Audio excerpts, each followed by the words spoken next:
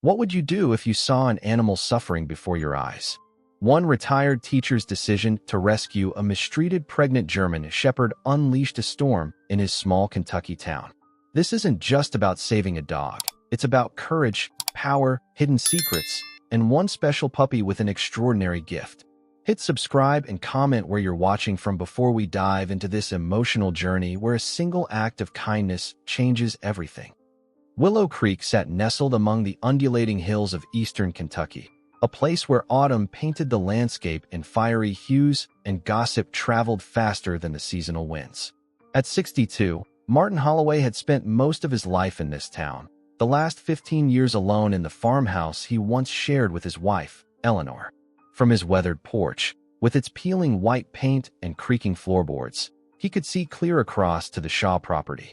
Shaw's farm had once been the pride of the county, but like its owner, had fallen into disrepair. Through his wire-rimmed glasses, Martin watched with growing concern as Thomas Shaw dragged a German shepherd across his yard. The dog's swollen belly made it clear she was pregnant, her ribs visible even from this distance. Shaw tied her roughly to a fence post near the property line, tossed a plastic bowl nearby, and stalked back toward his house. "That'll teach you to dig up my tomato plants," Shaw's voice carried on the wind. "Worthless mutt." Martin's hands tightened around his coffee mug. He recognized the dog. Heidi, she'd been called. Eleanor had loved that bloodline. In fact, she'd gifted a pup to Shaw's wife Sarah before her battle with cancer ended 3 years ago. That evening, rain began to fall, pattering against Martin's roof as he tried to focus on grading the creative writing assignments he still took on for the community college. The dog's desperate howls pierced through the soundtrack of rainfall. By midnight, the storm had intensified, and so had Martin's resolve. "To hell with this," he muttered, setting down his red pen. He pulled on his raincoat and rubber boots, grabbing a flashlight and bolt cutters from the shed. The rain had turned the ground between properties into mud that sucked at his boots with each step. Lightning illuminated the scene in harsh flashes. The dog huddled against the post, soaked and shivering. Her eyes, when they met Martin's, held no fear, only resignation. "Hey there, girl," Martin whispered, approaching slowly. "Remember me? Eleanor's husband." The dog's tail gave a single, tentative wag. "I'm getting you out of here." His arthritic hands worked the bolt cutters around the chain. With a satisfying snap, she was free. "Come on, let's go home." To his surprise, she followed without resistance, limping slightly as they made their way through the storm. Inside his kitchen, Martin toweled her dry, wincing at how prominently her hip bones protruded beneath his hands. "You're safe now," he promised, as she cautiously accepted water and some leftover chicken from his dinner. "We'll figure the rest out tomorrow." He made a bed for her in the guest room with old blankets, but she refused to leave his side, eventually settling at the foot of his bed. For the first time in years, Martin fell asleep to the sound of another heartbeat in his house. Morning brought clarity and consequence. Martin watched through his kitchen window as Thomas Shaw discovered the cut chain. Even from a distance, Shaw's rage was palpable. He kicked the empty water bowl across his yard, his face reddening as he screamed obscenities into the morning air. When he turned toward Martin's property, their eyes met through the window pane. "I know it was you, Holloway," Shaw shouted, jabbing a finger in his direction. "You'll regret this." Martin pulled the curtains closed, his heart hammering against his ribs. Behind him, the German shepherd whined softly, pressing her body against his legs as if sensing his distress. "It's okay, girl," he said, though his voice lacked conviction.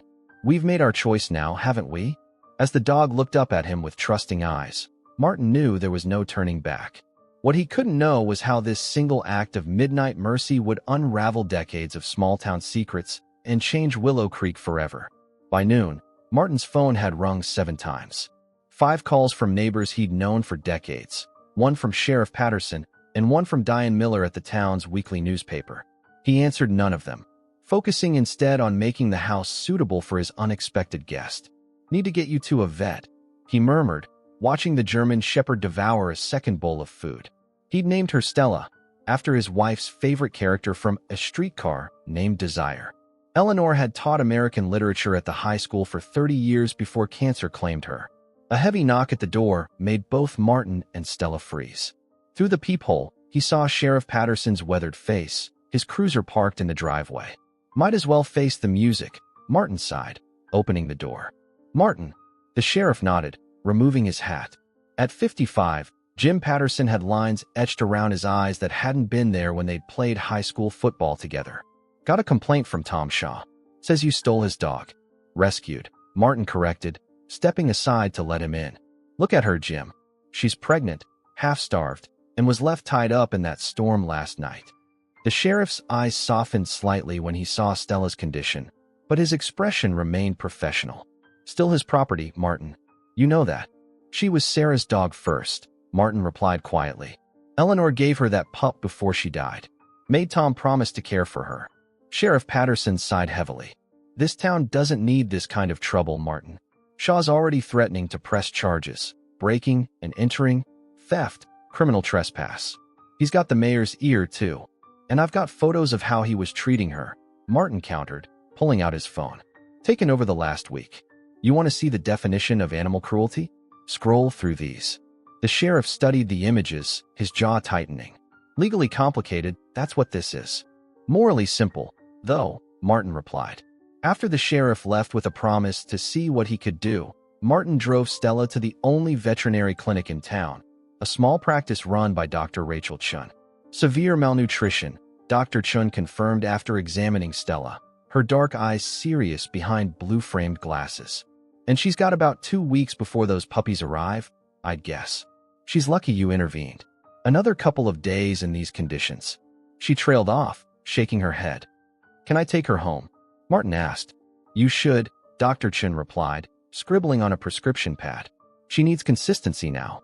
Here's for prenatal vitamins and some specialized food. And Martin, she lowered her voice. I heard about the situation with Shaw. My brother-in-law works for the county prosecutor. If you need character statements about Shaw's history with animals, call me. By the time Martin returned home, the town had clearly chosen sides. 3 casseroles sat on his porch, traditional Kentucky support for those facing troubles. But his email inbox contained 2 anonymous messages warning him to mind his own business and respect property rights. That evening, as Martin sat on his porch with Stella lying cautiously at his feet, a pickup truck roared up his driveway. Thomas Shaw stepped out, slamming the door so hard the truck shuddered. At 68, Shaw still carried himself with the intimidating bulk that had made him feared as the town's richest farmer and worst employer. You've got something that belongs to me, Shaw shouted, staying at the edge of the yard. I want my dog back. Martin stood slowly. She's not going back to being starved and abused. That animal was digging up my crops. Shaw's face flushed crimson. Worthless except for breeding, and now you've stolen that value too. She was Sarah's dog, Martin replied evenly. Your wife made you promise to care for her. At the mention of his late wife, Shaw's expression contorted with rage. Don't you dare speak her name. You have no right. And you had no right to abuse an animal Sarah loved. Martin shot back, surprising himself with his boldness. Eleanor would be heartbroken to see what you've done. Shaw took 3 threatening steps forward before stopping himself. This isn't over, Holloway. Nobody steals from me. Nobody. I'll see you ruined for this. That dog's coming home, and you'll be paying damages. As Shaw drove away, tires spitting gravel, Martin's hands trembled with delayed adrenaline. Stella pressed against his leg, and he knelt to stroke her ears. It's already home, girl, he whispered. And I'm not letting you go back. Later that night, Martin's phone rang again. To his surprise, the caller ID showed Shaw residence, but it wasn't Thomas's number. Mr. Holloway? This is Lily Shaw, said a tentative voice he hadn't heard in years. Thomas's daughter. I heard what happened with Heidi. I mean, what you're calling her now. Stella, Martin replied, caution in his voice. Stella, Lily repeated. I'm flying back to Kentucky tomorrow. I think there are things about that dog and my family that you need to know. Martin spent a restless night, his mind racing with thoughts of Shaw's threats and Lily's cryptic call. He hadn't seen Lily Shaw in nearly a decade, not since she'd left Willow Creek after a spectacular falling out with her father. The town gossip mill had churned with rumors, something about inheritance, animal welfare, and scorching words exchanged at Sarah's funeral reception. Morning brought a soft rain and the realization that Martin had unwittingly positioned himself at the center of a brewing storm. His phone buzzed with a text message as he was making coffee. I'm at the Bluebird Cafe. Can we meet? Lily Shaw. The Bluebird was Willow Creek's oldest diner, a neutral territory of sorts. Martin glanced at Stella, who was curled on a blanket in the corner of his kitchen. Be back soon, girl, he said, scratching behind her ears. Don't worry.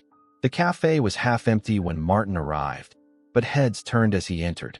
Marge Wilson, who'd taught math alongside Eleanor for 20 years, gave him a subtle thumbs up from her booth. At the counter, Harvey Jenkins, Shaw's farm manager, deliberately turned his back. Lily Shaw sat in the farthest corner booth, her dark hair now streaked with premature gray, her face thinner than he remembered.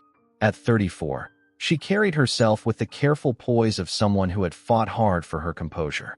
Mr. Holloway, she said, standing briefly as he approached. Thank you for coming. It's just Martin now, he replied, settling across from her. I stopped being Mr. Holloway when I retired. Lily nodded, wrapping her hands around her coffee mug. How is she? The German Shepherd? Malnourished, pregnant, and traumatized, but the vet thinks she'll recover. Lily's eyes filled with tears. She quickly blinked away. My mother loved that bloodline. She raised German Shepherds before I was born.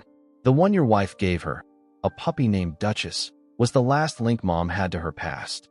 Eleanor told me, Martin said gently. She said your mother had a special touch with animals. She did, Lily confirmed. After Mom died, Duchess had a litter. One puppy had a perfect heart-shaped spot on her chest. Mom always said that marking was special in her family's breeding history. It skipped generations, but meant the dog had exceptional intuition. That puppy was Heidi, the one you rescued. Martin leaned forward. Your father tied her up like garbage, Lily. Her face hardened. That doesn't surprise me. Dad never wanted the dogs. He tolerated them for Mom. After she died, he was supposed to honor her wishes, keep the bloodline going, care for them properly. It was in her will, along with provisions about the north pasture land that was her family property. So what happened? What always happens with Thomas Shaw? He did whatever the hell he wanted, Lily said bitterly. I confronted him when he sold off most of the dogs. He said Mom's will was sentimental nonsense and that he needed to consolidate assets. We had the biggest fight of our lives at her funeral reception. He told me if I cared so much about worthless animals, I could forget about my inheritance too. Martin remembered the whispers from that day, Lily storming out, peeling away in her car as the funeral guests watched in shocked silence. I've spent the last 8 years building a rescue organization in Colorado, Lily continued. I always wondered what happened to Heidi. When my cousin called yesterday to tell me what you'd done, her voice caught. I knew I had to come back. Your father wants her back, Martin warned. Lily's expression darkened. Of course he does. But this isn't just about a dog, Martin. It's about the North pasture too. Mom's will specified that if Dad failed to maintain her breeding program, that land would go to me for an animal sanctuary. He's been fighting me on it for years. Their conversation was interrupted by the cafe door slamming open. Thomas Shaw stood in the doorway, his massive frame blocking the light. His gaze swept the room until it landed on their booth. Well, isn't this cozy? He growled, striding toward them. My daughter and the dog thief, plotting against me. Lily stood, her hands trembling slightly. We're just talking, Dad. Talking about what's mine, Shaw snapped. First he steals my dog. Now you're back to try stealing my land again? Mom's land, Lily corrected, her voice steady despite her shaking hands. And her dogs, which you promised to care for. Shaw's face darkened dangerously. I don't answer to you, girl. And you? He turned to Martin, jabbing a finger at his chest. You'll be hearing from my lawyer today. That dog is my property, and I want it back. She, Martin said quietly, rising to his feet. Not it. Her name is Stella now, and she's staying with me until I'm convinced she'll be properly cared for. Several diners were openly watching now, some recording on their phones. Shaw seemed to notice the audience and pulled back slightly. This isn't over, he hissed. Not by a long shot. As Shaw stormed out, Lily sank back into her seat, looking drained. I'm sorry you got dragged into our family drama. Martin shook his head. I dragged myself in when I cut that chain. He paused, thinking of Stella waiting at home, of Eleanor's voice in his memory urging him to do the right thing, not the easy thing. Lily, he said finally, I think your mother's dog is about to have puppies that carry that special bloodline. If you're planning to stay in town for a while, I could use some help. For the first time, Lily smiled, a genuine expression that transformed her face. I'm not going anywhere, Martin. Not this time. Lily's rental car followed Martin's pickup back to his property through a persistent Kentucky drizzle. The two-story farmhouse came into view, white clapboard with forest green shutters, surrounded by maple trees whose leaves had begun their autumn transformation. My wife loved this place, Martin explained as he led Lily onto the covered porch. Her grandparents built it in the 1940s. Not much has changed since then, I'm afraid. It has character, Lily offered, wiping her boots on the welcome mat. Inside, Stella raised her head from her blanket nest, ears perked in cautious alertness. Upon seeing Martin, her tail thumped against the floor, but her eyes remained fixed warily on Lily. She remembers me, Lily whispered, kneeling slowly at a distance. Hey there, sweet girl. You probably know me as the one who snuck you treats when Dad wasn't looking. Martin watched in fascination as Lily extended her hand, palm down, and began humming softly, a melody that seemed to trigger something in Stella. The dog's head tilted, and after a moment's hesitation, she rose laboriously to her feet and approached. Mom's tune, Lily explained, tears forming as Stella sniffed her hand. She used to hum it to all her dogs. When Stella finally pressed her nose into Lily's palm, the moment felt sacred somehow, a connection across time and loss that made Martin's chest tighten with emotion. She's much thinner than she should be, Lily observed, gently running her hands over Stella's protruding ribs. And these calluses on her legs. She's been kept on concrete without proper bedding. Dr. Chun gave me special food and supplements, Martin said, gesturing to the kitchen counter. Said she'll need monitoring when the pups come. The afternoon passed with Lily sharing knowledge about whelping and German Shepherd care. Martin took notes, feeling both overwhelmed and oddly invigorated. It had been years since his house had felt so purposeful, so alive. Their planning was interrupted by a car door slamming in the driveway. Through the window, Martin spotted William Deaver, Shaw's attorney, approaching with a manila envelope.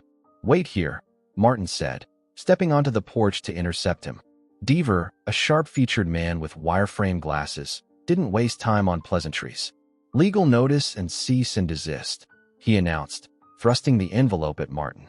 Mr. Shaw expects the return of his property within 24 hours, or he'll pursue criminal charges and civil damages. Martin accepted the envelope without opening it. Tell Shaw I'll see him in court. You're making a mistake, Martin, Deaver warned. Tom Shaw has deep pockets and deeper grudges. This town won't take your side against him for long. This town has a conscience, Martin replied, even if some have forgotten it. After Deaver left, Martin returned to find Lily on her phone, her expression intense. My attorney, she explained, ending the call. He's filing an emergency injunction based on the terms of Mom's will. If we can prove Dad violated the care requirements, we might be able to legally transfer ownership of Stella and potentially the North Pasture. You think that will work? It's worth trying, Lily said. But we need more evidence of neglect and, ideally, witnesses. Martin considered this. Dr. Chin might help. And Mrs. Fulton next door. She's been watching Shaw's property with her binoculars for years. Claims she's birdwatching, but she sees everything. Their strategy session was interrupted by a soft whimper from Stella. The dog had risen from her blanket and was pacing anxiously, her breathing labored. Martin, Lily said, suddenly alert. How long has she been doing that? Just started. What? Call Dr. Chun, Lily said urgently, moving to Stella's side. I think those puppies might be coming earlier than we thought. The next 3 hours transformed Martin's quiet guest room into an impromptu delivery ward. Dr. Chin arrived with medical supplies, guiding them through the process as Stella brought 7 puppies into the world, 6 healthy and squirming, and 1 stillborn that made Lily sob quietly as she wrapped it in a soft towel. First litters can be tricky, Dr. Chun explained gently. 6 out of 7 is actually quite good, especially considering her condition. By midnight, the crisis had passed. Stella lay exhausted but alert in the nest of blankets, 6 tiny puppies nursing at her side.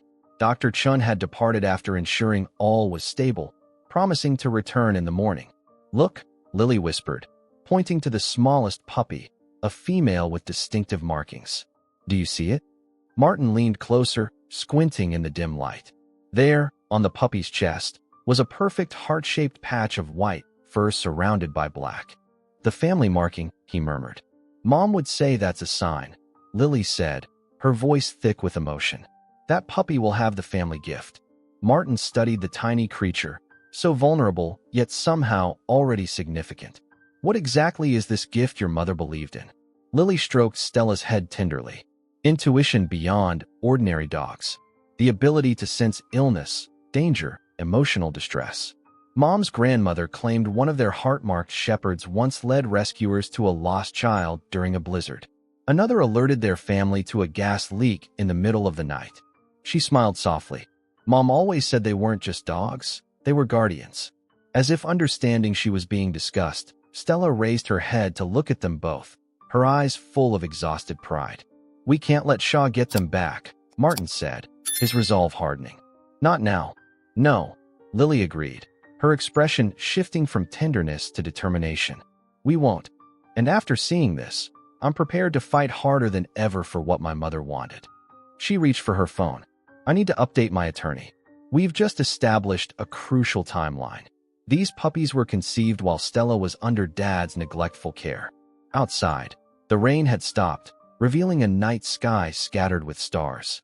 Martin stood at the window, looking toward Shaw's property in the distance. The battle lines had been drawn, and tomorrow would bring new challenges. But tonight, in this room filled with new life, he felt a certainty he hadn't experienced in years. The knowledge that he was exactly where he needed to be, doing exactly what needed to be done. News of Stella's puppies spread through Willow Creek with remarkable speed. By morning, Martin's phone buzzed continuously with text messages from neighbors offering congratulations, advice, and support.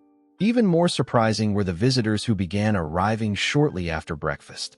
First Marge Wilson with a homemade quiche and puppy supplies, then 3 of Eleanor's former teaching colleagues bearing casseroles and encouragement. Small towns, Martin muttered, watching from the window as another car pulled into his driveway. They're choosing sides, Lily observed, cradling the heart-marked puppy as she bottle-fed the tiny creature. Stella had been struggling to nurse all 6, and the smallest pup needed extra help. People here remember my mother. They know what she would have wanted. The visitor turned out to be Eddie Kincaid, who ran the local hardware store and served on the town council. His usual jovial expression was replaced by concern as Martin welcomed him into the kitchen. Heard about what's happening, Eddie said, declining the offered coffee with a wave. Shaw's on the warpath, Martin. Called an emergency council meeting for tomorrow evening. Says you're running an illegal animal operation without proper permits. Martin's eyebrows shot up. It's one dog and her puppies, for heaven's sake. I know that, Eddie replied, lowering his voice though they were alone in the kitchen. But Shaw's got Mayor Pierce in his pocket. Has ever since he financed his campaign last year. Just wanted to give you a heads up. You might want to have your documentation ready. After Eddie left, Martin found Lily in the guest room, her expression troubled as she stared at her phone. Dad's lawyer just sent mine a settlement offer, she explained. He'll drop the theft charges against you if I relinquish all claims to the North Pasture property and we return Stella and the puppies immediately. That's blackmail, Martin said, anger rising in his chest. It's negotiation, Kentucky style, Lily replied with a bitter smile. But he's miscalculated if he thinks I'll cave that easily. She glanced at Stella and her puppies. This is about more than land now. That afternoon, Dr. Chun returned to check on the new family, bringing her teenage son Jacob to help record weights and measurements. While examining the heart-marked puppy, she paused, her expression curious. This little one has something special, she remarked. The way she responds to touch, how alert she is already. It's unusual. My mother believed that marking was significant, Lily explained, sharing the family lore. Dr. Chin smiled. My grandmother in Taiwan would say the same thing, that some animals are born with old souls. She completed her examination, declaring all puppies healthy despite their early arrival. Keep supplementing the smallest one, but Stella is doing remarkably well considering her ordeal. As they walked Dr. Chin to her car, Martin spotted Sheriff Patterson's cruiser rolling slowly past the house. Jim's a good man, Martin said quietly, but he's caught in the middle here.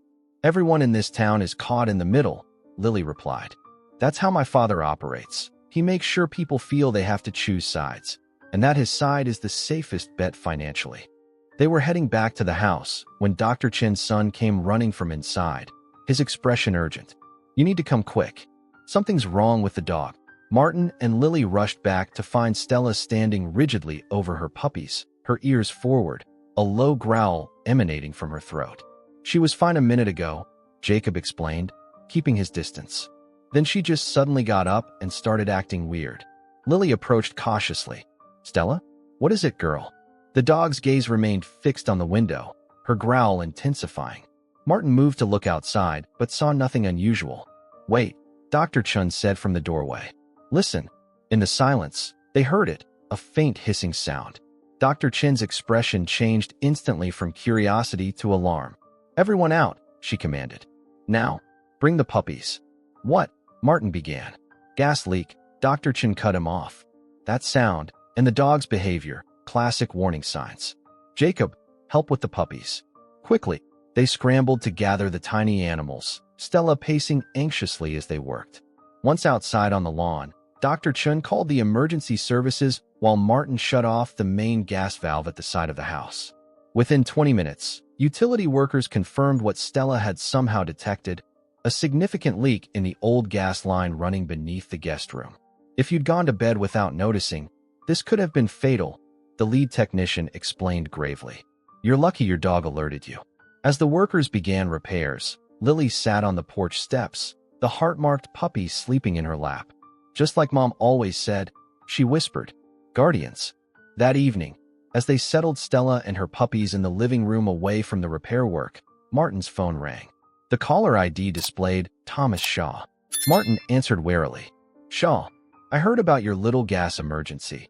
Shaw's voice held a note of satisfaction that made Martin's skin crawl. "Old houses can be dangerous. Pipes rust, wires fray, all sorts of accidents waiting to happen." "What are you saying?" "Just that a man your age might be better off in a retirement community than dealing with such hazards, especially when he's distracted by stolen property and legal troubles." The implied threat hung in the air between them. "Is that all?" Martin asked, fighting to keep his voice steady. "For now," Shaw replied. "Think about my offer, Holloway. 24 hours and it expires. Then things get really unpleasant." After hanging up, Martin stared out into the gathering dusk, his thoughts churning. When he turned, he found Lily watching him, her expression knowing. "He threatened you, didn't he?" Martin nodded slowly. Not directly, but clearly enough. Lily's jaw tightened. "That settles it. We're not just fighting for Stella anymore. We're fighting for everyone and everything my father has ever bullied." She pulled out her phone. "I'm calling my attorney again. And then we're calling the newspaper." The Willow Creek Chronicle was a modest weekly publication that had documented the town's births, deaths, and scandals for over a century. Its editor, Diana Mercer, had taken over from her father 15 years ago and transformed the sleepy paper into a more ambitious operation. At 43, she had the sharp eyes of someone who had spent decades reading fine print and the weathered hands of a woman who still operated her own printing press when digital systems failed. "So," Diana said, settling into Martin's armchair with her recorder placed prominently on the coffee table, "you're telling me Thomas Shaw is using intimidation tactics over a pregnant dog you rescued from abuse?" "Former teaching colleagues don't typically receive thinly veiled threats about house fires," Martin replied, his voice steady despite the tremor in his hands. "Not unless they've crossed someone powerful." Diana's pencil moved rapidly across her notepad. Beside her, photographer Rick Simmons knelt to capture images of Stella and her puppies nestled in their makeshift bed. "Can I quote you directly on the threat?" Diana asked. Martin hesitated, glancing at Lily, who nodded encouragingly. "Yes," he decided. "People need to know what kind of man they're dealing with." Diana turned to Lily next. "And you believe your father violated the terms of your mother's will regarding the care of these animals?" "I don't believe it. I know it," Lily responded firmly. "My attorney has filed for an emergency hearing based on the documented evidence of neglect and the provisions in my mother's will." The interview continued for nearly an hour, with Dr. Chin arriving halfway through to provide her professional assessment of Stella's condition upon rescue. When Diana finally clicked off her recorder, her expression was thoughtful. "This will run in tomorrow's edition," she said. "Front page. I should warn you both, Shaw advertises heavily in the Chronicle. He won't be pleased." "Will that be a problem for you?" Martin asked. Diana's smile held no humor. Let's just say I've been waiting for a chance to practice real journalism in this town for a long time. She packed her notebook away. Besides, my late father taught me something important. In small towns, the newspaper isn't just a business. It's the conscience of the community. After the journalists departed, Martin watched from the porch as the sunset painted Willow Creek's rolling hills in amber and gold. Lily joined him, offering a mug of tea. You look tired, she observed. This has been a lot to handle so suddenly. Martin accepted the tea gratefully. I've been alone in this house for 15 years. Now I've got 7 dogs, a town controversy, and legal threats. Eleanor would be laughing herself silly. Would she? Lily asked softly. Martin smiled, memories washing over him. Oh yes. She always said I needed a cause to keep me from turning into a grumpy, old hermit. His smile faded. I just hope I haven't dragged you into something worse with your father. I've been fighting him for years, Lily replied, her gaze drifting toward Shaw's property in the distance. Usually from Colorado, through lawyers and court filings. Maybe it's time I confronted him directly. Before Martin could respond, the distinctive rumble of Shaw's pickup truck approached along the rural road. To their surprise, it drove past Martin's driveway and continued down the road, pulling into the modest ranch house half a mile away, the home of Harold Jenkins, Shaw's farm manager. That's odd, Martin remarked. Shaw never visits his employees. Lily's expression darkened. He does when he needs something unsavory done. Jenkins has been his dirty work man for decades. Inside, the heart-marked puppy had awakened and was squirming restlessly, making tiny whimpering sounds despite being well-fed and clean. Stella appeared agitated as well, pacing between the puppies and the window. They sensed something, Lily murmured, picking up the distressed puppy. Mom always said the heart-marked ones could feel danger before it happened. Martin was about to dismiss the notion as sentiment when his phone chimed with a text from Diana. Reliable source says Shaw just filed complaint with County Animal Control. Inspection tomorrow morning. Claiming unlicensed breeding operation. Prepare documents. How did he know about the puppies so quickly? Martin wondered aloud. Small towns. Lily echoed his earlier observation. And he's got eyes everywhere. They spent the evening preparing for the inspection, organizing veterinary records, gathering witness statements about Stella's condition upon rescue, and cleaning the already immaculate space where the puppies were being kept. Shortly after midnight, as Martin was finally heading to bed, headlights swept across his bedroom wall. Peering through the curtains, he saw Shaw's truck driving slowly past his house again, this time with Harold Jenkins at the wheel. The vehicle crept along at a walking pace, Jenkins clearly studying the property as he passed. Martin's unease deepened when his phone rang moments later, an unknown number. Mr. Holloway? This is Ben Carter from the fire department, came a concerned voice. We've received an anonymous tip about possible electrical issues at your address. Something about old wiring near where animals are being kept? Protocol requires we investigate any potential fire hazards involving animals. At midnight, Martin asked incredulously. The caller seemed quite concerned about imminent danger. The firefighter replied, sounding slightly embarrassed. We'll need to come by first thing tomorrow.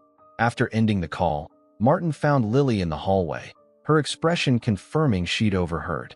He's coming at us from all angles, she said quietly. Animal control, fire inspection, he's trying to overwhelm us with official investigations. Or find some violation to force us to surrender the dogs, Martin added grimly. They stood in silence for a moment, the weight of their opposition settling heavily between them. Martin, Lily finally said, we need more allies. And I think I know where to start. She pulled out her phone and dialed a number from memory. Hello? Reverend Miller? It's Lily Shaw. I'm sorry to call so late, but I need your help with something important. It's about my mother's legacy. As Lily spoke with the local pastor, a longtime friend of her mother's, Martin checked on Stella and her puppies one last time. The heart-marked puppy was now sleeping peacefully, but Stella remained alert, her intelligent eyes following Martin as if trying to communicate something he couldn't quite grasp. We'll protect them, he promised softly. All of them. Outside, an unseasonable wind had begun to stir the autumn leaves, and dark clouds gathered on the horizon. A storm was brewing, both literally and figuratively, over Willow Creek. Morning arrived with steel-gray skies and intermittent rain. Martin had barely finished his coffee when a county animal control van pulled into his driveway, followed closely by a fire department truck. Through the kitchen window, he could see a third vehicle approaching, Shaw's black pickup, slowing to a stop across the street. "Right on time to watch the show," Lily muttered, joining Martin at the window. Classic dad move. The animal control officer, a young woman named Tara Morales with a clipboard and an expression of professional neutrality, introduced herself at the door. "We received a complaint about an unlicensed breeding operation," she explained, showing Martin the paperwork. "I'll need to inspect the animals and your facilities." Martin led her to the living room where Stella and the puppies were settled. "This isn't a breeding operation," he clarified. "I rescued a pregnant dog from neglect. She happened to give birth here." Officer Morales knelt to examine Stella, who watched her warily but allowed the inspection. "She's underweight," Morales noted, running her hands gently along Stella's ribs. "She was starved when I found her," Martin explained. "Dr. Chun has been monitoring her recovery." "I have the vet records here," Lily added, handing over a folder, including photos documenting her condition upon rescue. While Officer Morales reviewed the documents, the fire inspector, a heavy-set man named Frank Rodriguez, conducted his own assessment of the house's electrical systems. "Wiring in the guest room needs updating," he noted, scribbling on his clipboard. "Nothing immediately dangerous, but I'd recommend having an electrician look at it within 30 days. Martin nodded, relief washing over him. "I'll arrange that right away." As the inspections continued, a procession of vehicles began arriving. First Reverend Miller's modest sedan, then a church van, followed by cars bearing familiar faces from town. One by one, they parked along the rural road and gathered on Martin's lawn, their expressions resolute despite the drizzling rain. Lily stepped onto the porch, visibly moved by the turnout. "Thank you all for coming," she called out. "It means more than you know." Reverend Miller, a silver-haired man with kind eyes and an unmistakable air of quiet authority, approached the porch. "Sarah was beloved in our congregation," he explained. "When you called last night, I simply made a few phone calls of my own." Among the gathered supporters, Martin recognized Eleanor's former colleagues, parents of students he'd taught, and several members of the town council, including Eddie Kincaid, who gave him a discreet thumbs up. Across the street, Thomas Shaw emerged from his truck, his expression darkening as he surveyed the crowd.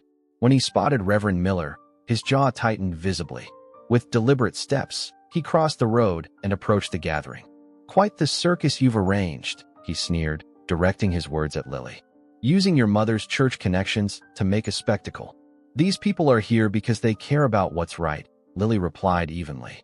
"Something you've forgotten how to recognize." Shaw's attention shifted to Martin. "You think a few church ladies will save you? I've got the law on my side. That dog is my property." Before Martin could respond, Reverend Miller stepped between them. "Thomas, I've known you for 40 years. I officiated at your wedding. I buried your wife.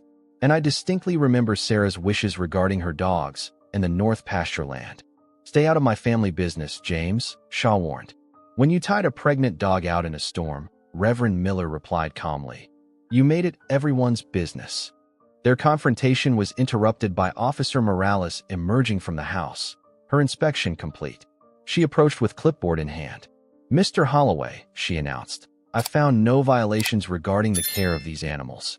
The conditions are appropriate for a temporary shelter situation." She turned to face Shaw. "However, I have concerns about the documented condition of the dog upon her rescue. I'll be forwarding these records to our investigations department for potential animal neglect charges." Shaw's face flushed crimson. "That's outrageous. She's my property. Animals aren't just property under Kentucky law," Officer Morales stated firmly. "They're protected by anti-cruelty statutes." The fire inspector joined them, adding his assessment. "No immediate fire hazards found. Just routine recommendations for an older home." As the officials returned to their vehicles, the gathering of townspeople moved closer to the porch, forming a protective semicircle. Diana Mercer pushed through with her camera, capturing Shaw's expression of furious disbelief. "Care to comment on the inspection results, Mr. Shaw?" she called out. "Or on the allegations of animal neglect detailed in tomorrow's Chronicle?" Shaw's gaze swept over the crowd, lingering on each face as if committing them to memory. "You'll all regret crossing me," he said, his voice low and menacing. "Especially you," he added, pointing at Martin. "And you," shifting to Lily. This isn't over. As Shaw stormed back to his truck, Martin felt a surprising calm settle over him. He'd spent 15 years avoiding conflict, retreating into his quiet widower life. Now, standing on his porch surrounded by neighbors he'd barely spoken to in years, he felt something awakening inside him, a sense of purpose and community he'd thought long gone. Inside, a commotion arose, barking and whimpering. Martin hurried back to find Stella standing protectively over her puppies, her attention fixed on the heart-marked pup who was squirming and crying with unusual intensity. Dr. Chun, who had arrived during the inspection, knelt to examine the distressed puppy. Her temperatures elevated, she reported with concern, and her breathing seems labored. As they focused on the struggling puppy, no one noticed the dark smoke beginning to curl from beneath the back porch, where Shaw's farm manager had crept during the commotion, leaving behind a smoldering pile of oily rags tucked against the dry wooden foundation. By the time the first wisps of smoke became visible from the front yard, the fire had already taken hold, feeding hungrily on the century-old timber of Eleanor's family home. Fire! The cry came from Eddie Kincaid, who had walked around the side of the house to make a phone call. The back porch is on fire. The gathered crowd erupted into action. Reverend Miller organized a bucket brigade from the garden hose while Frank Rodriguez, the fire inspector who had only just left the property, radioed frantically for fire trucks to return. "Get the dogs out," Martin shouted, rushing back inside. The smoke hadn't yet penetrated the living room, but Stella was already alert, nudging her puppies anxiously. Lily appeared beside him with a laundry basket lined with blankets. "Put the puppies in here," she directed, her voice steady despite the panic in her eyes. Together they gathered the tiny creatures, placing them carefully in the makeshift carrier. The heart-marked puppy continued to cry weakly, her illness momentarily overshadowed by the more immediate danger. "Stella, come," Martin commanded, clipping a leash to her collar. The dog hesitated, circling back toward the puppies before reluctantly following him. Outside, chaos reigned. Smoke billowed from the back of the house, and flames had begun to lick up the siding. Neighbors formed a human chain, passing buckets of water that seemed pitifully inadequate against the growing inferno. Dr. Chin met them in the front yard, medical bag in hand. "Bring the puppies to my car," she urged. "We need to get them to the clinic, especially the sick one." As Lily rushed the basket of puppies toward the veterinarian's vehicle, Martin turned back toward the house. "My photos," he murmured. "All of Eleanor's things." "Martin, no." Eddie grabbed his arm. "It's spreading too fast." A siren wailed in the distance, but Martin could see it might already be too late to save the structure. Decades of memories, Eleanor's books and papers, his own journals and keepsakes, all about to be consumed by flames. Amid the commotion, no one immediately noticed Thomas Shaw's truck, which had never left but merely retreated down the road. Now it idled about 100 yards away, Shaw watching the unfolding disaster with an expression too complex to read even from a distance. The first fire truck arrived, firefighters jumping into action with professional efficiency. But as they connected hoses and assessed the situation, a sudden commotion drew everyone's attention. Stella had broken free from whoever was holding her leash and was racing back toward the burning house. "Stella!" Lily screamed. "Stop!" But the dog disappeared through the front door before anyone could intercept her. "She's going after something," Dr. Chin said. "German shepherds don't run into danger without purpose." Martin moved toward the house, but two firefighters blocked his path. "Sir, you can't go in there." "My dog is in there," Martin argued, struggling against their restraint. Moments that felt like hours passed, smoke pouring from the open door. Then, miraculously, Stella reappeared through the haze, something clutched in her mouth. She bounded down the porch steps and ran directly to Martin, dropping her prize at his feet. A worn leather photo album he kept on his bedside table, filled with pictures of Eleanor and their life together. "Good girl," Martin choked out, kneeling to embrace the soot-covered dog as tears streamed down his face. "Good, brave girl." The firefighters battled the blaze for over an hour, but in the end, only portions of the structure remained standing. The rear of the house was completely destroyed, the kitchen severely damaged by smoke and water. The living room and front bedroom had been partially spared, but the home was uninhabitable. As Martin sat on a neighbor's tailgate, Watching firefighters move through the smoldering ruins, Sheriff Patterson's cruiser pulled up. The sheriff approached with an expression that mixed professional duty with personal regret. "Martin," he began, "we found something." He held up an evidence bag containing the charred remains of oily rags. This wasn't an accident. Someone set this fire. A murmur ran through the gathered crowd. All eyes turned toward the distant figure of Thomas Shaw, who still watched from his truck down the road. "You think you can prove it was him?" Martin asked quietly. Sheriff Patterson's jaw tightened. "Not directly, no, but I've got deputies heading to his farm now with a search warrant. If we find matching materials." "He wouldn't be that careless," Lily interjected, joining them with Stella at her side. "And he'd never do the dirty work himself." "Jenkins," Martin said. His farm manager was here during the commotion. Before the sheriff could respond, Diana Mercer approached, camera in hand. "Sheriff, I have something you should see." She displayed the screen of her digital camera, scrolling through a series of photos taken during the gathering. In the background of one image, partially obscured but recognizable, was Harold Jenkins slipping around the side of the house. "I was documenting the community support," Diana explained. "Didn't even notice him until I reviewed the shots just now." Sheriff Patterson studied the image. "It's circumstantial, but enough for me to bring him in for questioning." As the emergency vehicles began to disperse and the reality of his loss settled in, Martin found himself surrounded by neighbors offering spare rooms, guest houses, and assistance. Marge Wilson had already arranged for clothing donations. Eddie Kincaid offered his family's hunting cabin as temporary housing. "You all barely spoke to me for years," Martin said, overwhelmed by the generosity. "Why help now?" Reverend Miller placed a hand on his shoulder. "Because you reminded us what this community is supposed to be," he said simply. "Sarah Shaw would have been proud of what you did for her dog. Eleanor would have been proud of what you've awakened in this town." As darkness fell, Martin found himself in Eddie's passenger seat, Stella in the back, driving toward the Kincaid family cabin near the state forest. Lily had gone with Dr. Chun to the veterinary clinic, where the heart-marked puppy's condition had worsened, requiring overnight monitoring. "You've still got that album," Eddie noted, nodding toward the smoke-damaged leather book clutched in Martin's hands. Martin ran his fingers over the cover, still warm from the fire, saved by a dog he'd known for less than a week. "Stella knew exactly what mattered most," he said softly. "How did she know?" Eddie glanced in the rearview mirror at the German Shepherd, who sat alert despite her exhaustion. "Maybe there are some things in this world we're not meant to fully understand." As they turned onto the forest road, Martin's phone rang, Lily calling from the clinic. "The puppy?" he asked immediately. "Holding on," Lily replied, her voice strained. "But that's not why I'm calling. Sheriff Patterson just arrested Jenkins.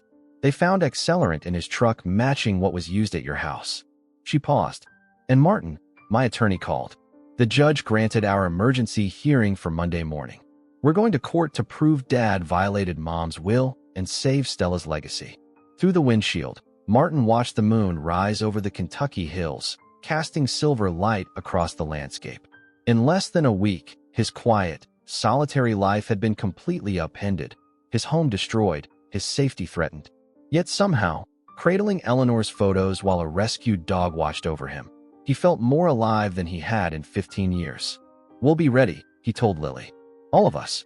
The Kincaid family cabin was a sturdy two-bedroom structure overlooking a small lake, surrounded by towering oak and maple trees now ablaze with autumn colors. Martin spent a restless night on the pine-framed bed, starting at every creak and rustle as Stella paced between the bedroom and the front door, her protective instincts on high alert despite her exhaustion. Sunday morning arrived with clear skies and a biting chill that hinted at the approaching winter. Martin stood on the cabin's porch with a steaming mug of coffee, watching the mist rise from the lake's surface.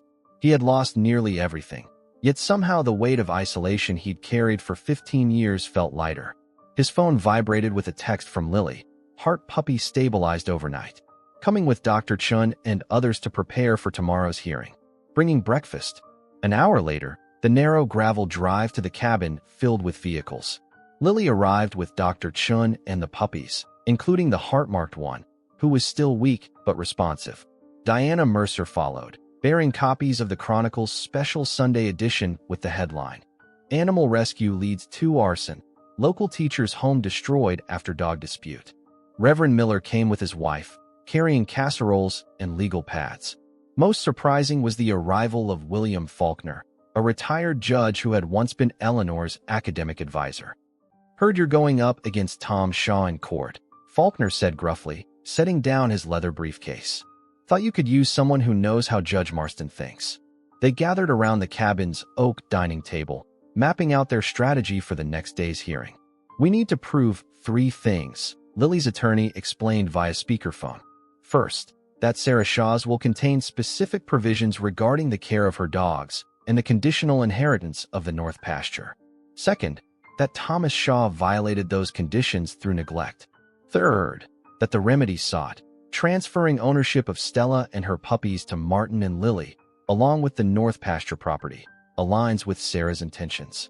Dr. Chun provided her veterinary assessment of Stella's condition upon rescue: severe malnutrition, untreated parasites, and calluses indicative of being kept on concrete without bedding. "I can testify that this level of neglect constitutes cruelty under Kentucky statute," she confirmed. Diana laid out the photos she'd taken, including the damning image of Jenkins near Martin's house before the fire. "The Chronicle is running this story every day this week," she declared. Public opinion has shifted dramatically against Shaw.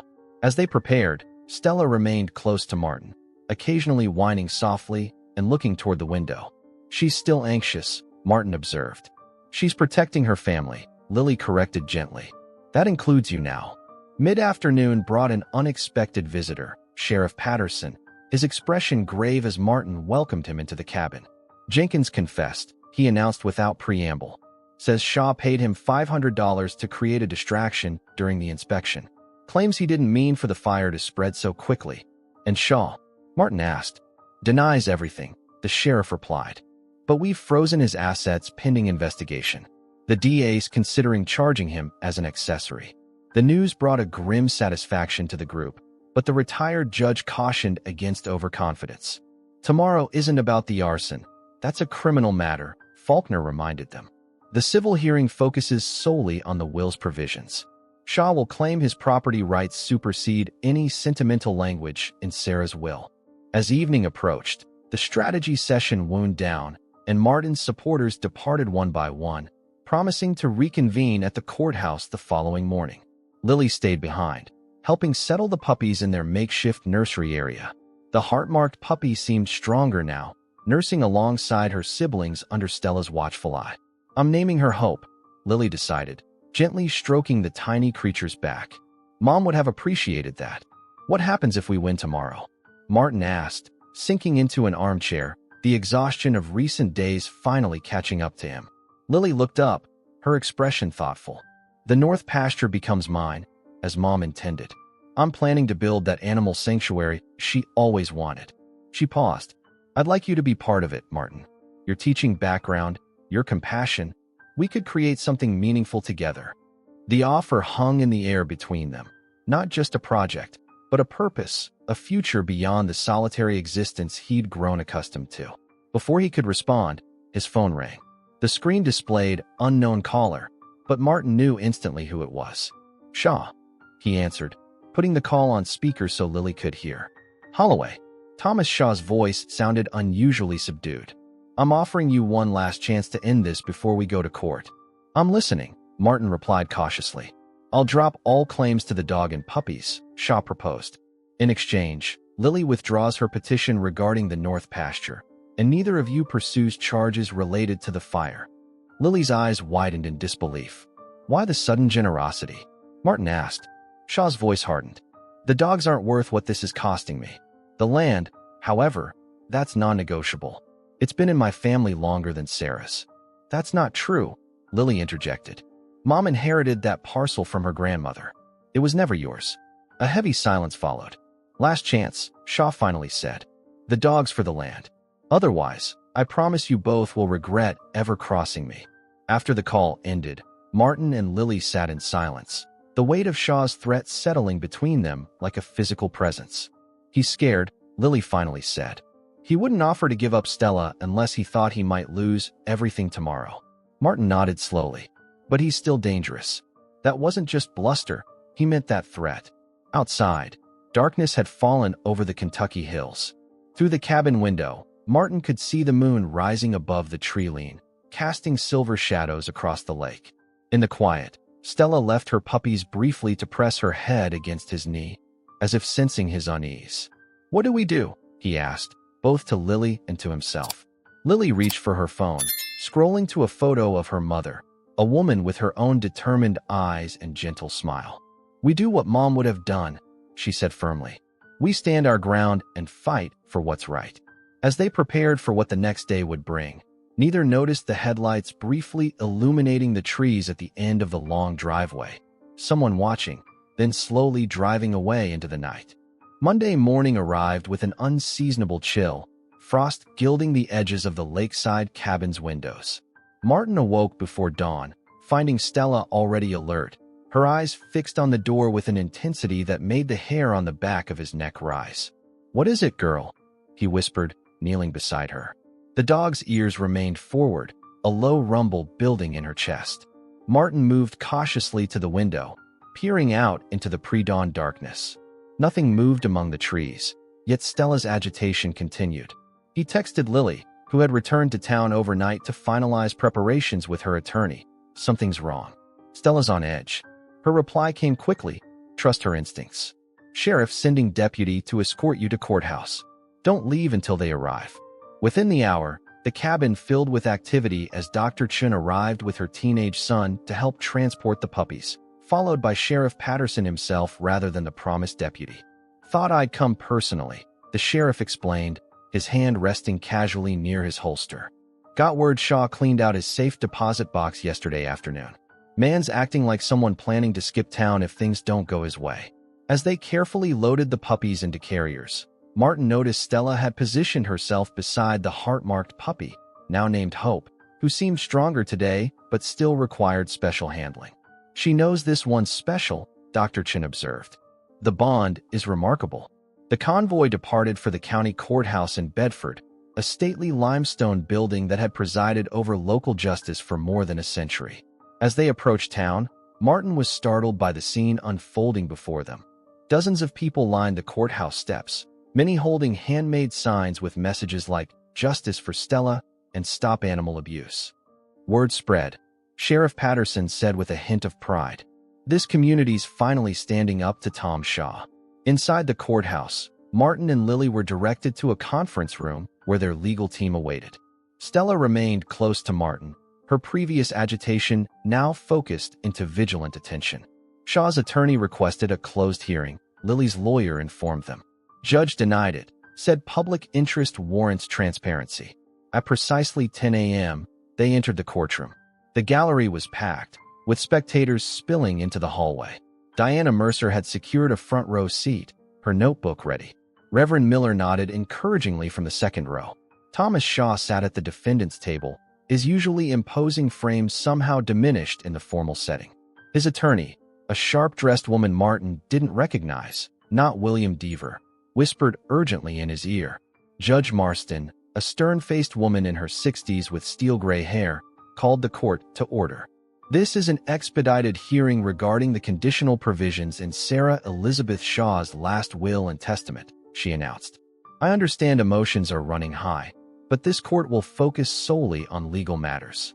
The proceedings began with Lily's attorney presenting the relevant sections of Sarah's will, including specific provisions that the North Pasture property would transfer to Lily only if Thomas failed to maintain Sarah's breeding program according to detailed care standards. Dr. Chin testified next, providing medical evidence of Stella's neglect. When shown before and after photos of the dog, several spectators gasped audibly. "In my professional opinion," Dr. Chun concluded, "the conditions in which this animal was kept constitute severe neglect and cruelty under Kentucky statute." Throughout the testimony, Martin noticed Stella growing increasingly restless beside his chair, her attention fixed on the courtroom's side entrance. The heart-marked puppy, safely contained in a carrier near their table, had begun whimpering despite having been quiet all morning. Shaw's attorney cross-examined each witness aggressively, attempting to characterize Martin as a trespassing thief and Lily as an estranged daughter with financial motivations. But the evidence of neglect remained unshaken. When Martin took the stand to describe finding Stella tied outside during the storm, his voice remained steady despite the emotion tightening his throat. "I didn't plan to keep her permanently," he explained. "I just couldn't leave her suffering." "Yet you made no attempt to contact the legal owner," Shaw's attorney countered. "The legal owner was the one abusing her," Martin replied simply. During a brief recess, Sheriff Patterson approached Martin and Lily with a concerned expression. "One of my deputies just reported Shaw's truck is packed with suitcases," he murmured. "And he withdrew a significant amount of cash this morning." When court resumed, Reverend Miller testified about Sarah Shaw's dedication to her breeding program and her clear intentions regarding the North Pasture. "Sarah told me repeatedly that the land was meant for the dogs," he stated firmly. "She wanted it to become a sanctuary if Thomas couldn't fulfill his promise to care for them." Finally, Thomas Shaw himself was called to testify. As he approached the stand, Martin noticed something alarming.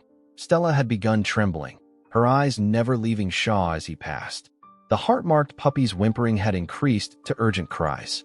Shaw's testimony began with practiced indignation about his property rights, but under cross-examination, his composure quickly cracked. "The dogs were just animals," he snapped when pressed about the care standards. "Sarah's obsession with them was irrational. Did you promise your wife on her deathbed that you would care for her dogs?" Lily's attorney asked. "People say all sorts of things to comfort the dying," Shaw responded dismissively.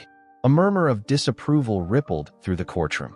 Judge Marston called for order, her expression hardening as she observed Shaw's callousness. As the questioning continued, Martin became increasingly aware of Stella's distress. The dog's eyes remained locked on Shaw, a low growl building in her throat despite Martin's attempts to calm her. Suddenly, the heart-marked puppy began howling, an impossibly large sound from such a tiny creature. In the same moment, Stella lunged forward with unexpected strength, breaking from Martin's grip and racing toward Shaw on the witness stand. The courtroom erupted in chaos. Shaw lunged backward, his hand reaching inside his suit jacket. The movement revealed what Stella had somehow sensed: the butt of a concealed handgun. "Gun!" Sheriff Patterson shouted, drawing his own weapon as spectators screamed and ducked. But before anyone could react further, Stella had reached Shaw, not attacking but circling him, barking with such force that he stumbled backward, the hidden gun clattering to the courtroom floor. Deputies swarmed forward, restraining Shaw as the judge pounded her gavel, calling desperately for order. In the stunned silence that followed, Judge Marston's voice cut through the courtroom. "This hearing is suspended," she declared. "Mr. Shaw will be taken into custody for bringing a weapon into my courtroom. We will reconvene tomorrow after I've reviewed the evidence in chambers." As Shaw was led away in handcuffs, his face contorted with rage, he locked eyes with Martin. "It's still not over," he snarled. Martin knelt beside Stella, who had returned to him once Shaw was restrained, her mission apparently complete. The heart-marked puppy had fallen silent, watching from her carrier with those strange, knowing eyes. "How did they know?" Martin whispered to Lily. "How could they possibly have known about the gun?" "I don't know," Lily admitted, her voice trembling with the aftermath of adrenaline. "But I think we just witnessed what my mother always believed in, the guardian instinct." That evening, as news of the courthouse drama spread throughout the county, Martin sat on the cabin's porch watching the sun set over the Kentucky hills. Stella lay beside him, the heart-marked puppy nestled against her. "You saved more than just yourselves today," he told them softly. Inside, Lily was on the phone with her attorney, who reported that Judge Marston had issued a preliminary ruling granting temporary custody of Stella and her puppies to Martin and Lily jointly, pending final resolution. When Lily joined him on the porch, her expression was one of cautious triumph. "It's not completely over," she said, "but Dad's credibility is destroyed. The judge will likely rule in our favor on the North Pasture too." "What will you do with it?" Martin asked. "What Mom always wanted," Lily replied. "Create a sanctuary for abandoned animals. Training facilities, adoption programs." She hesitated, then added, "I'll need help. Someone with teaching experience. Someone who understands the healing power of giving rescued creatures a second chance." Martin gazed out at the twilight landscape, thinking of Eleanor, of the empty years following her death, of the strange twist of fate that had led him to cut a chain in the middle of a storm. "I lost my home," he said slowly, "but I think I found something more important. As darkness settled over the Kentucky hills, lights began appearing in distant farmhouses, small beacons of warmth in the gathering night. On the porch of a borrowed cabin, a retired teacher, an estranged daughter, and a rescued dog with her puppies sat together, forming a new kind of family bound not by blood but by choice, by courage, and by the simple decision to stand against cruelty. The heart-marked puppy stirred in her sleep, making small, dreaming noises. Whatever gifts she possessed, whatever intuition she might develop, she would grow up in the sanctuary her grandmother had envisioned, surrounded by those who recognized her worth. "Tomorrow," Martin said quietly, "we start rebuilding." And Stella, as if understanding his words, rested her head on his knee and closed her eyes at last, her long vigil finally over. Leave a like, subscribe to the channel, turn on notifications, and if you've watched this far, comment, "I watched this far," and share your opinion about this story. Oh, and don't forget to watch the next video that appears on the end screen. It's really exciting.